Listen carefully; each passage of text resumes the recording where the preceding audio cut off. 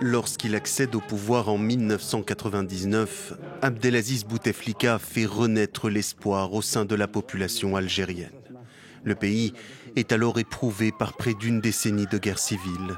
Bilan des violences entre islamistes et forces de sécurité, 150 000 morts. Candidat de l'armée et seul en lice, après le désistement de ses adversaires qui dénoncent des fraudes à la veille du scrutin, Abdelaziz Bouteflika prend les rênes d'un pays déchiré. Le moment est venu d'arrêter la casse, d'arrêter les frais. La majorité du peuple algérien, dans tous les clans et toute sensibilité confondue, a assez de bon sens pour comprendre que suffisamment de mal a été fait à notre pays. Le président algérien se présente comme un artisan de la paix. Il est réélu en 2004 et poursuit son entreprise de pacification en offrant le pardon aux islamistes encore dans le maquis, un choix politique que dénoncent ses opposants.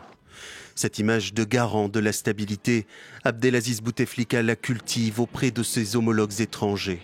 Pour rester parmi les puissants, il modifie la Constitution, ce qui lui permet de briguer un troisième mandat. Il rencontre peu de résistance dans un pays toujours tétanisé par le souvenir de ces années de plomb. Réélu, ses opposants dénoncent la confiscation du pouvoir par le chef de l'État, malgré une santé déjà défaillante. Victime d'un AVC en 2013, le président est réélu pour un 4e mandat l'année suivante, mais ses apparitions publiques sont de plus en plus rares. Dans un pays miné par la corruption et le chômage, beaucoup le disent inapte à gouverner.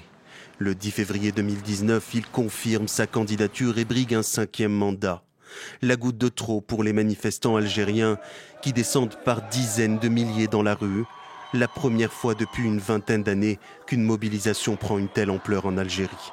Sous pression, après plus de 5 semaines de contestation, l'ancien chef d'état-major de l'armée, Ahmed Gaïd Salah, finit par lâcher celui qu'il avait promu.